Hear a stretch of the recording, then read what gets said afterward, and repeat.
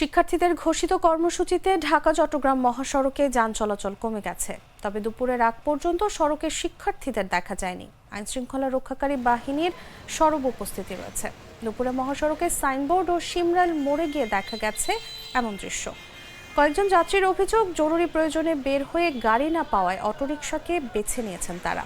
তবে রিকশা চালকরা গাড়ি না থাকার সুযোগকে কাজে লাগিয়ে অতিরিক্ত ভাড়া আদায় করছেন।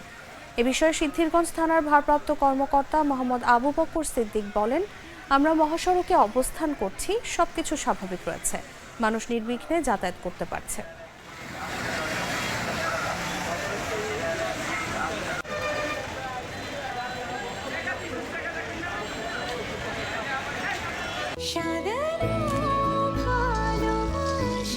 স্পেশাল মানুষদের জন্য মজাদার ম্যাজিক মাসালা ফ্লেভারে মিস্টার নুডলস, স্বাদ নাও ভালোবাসার।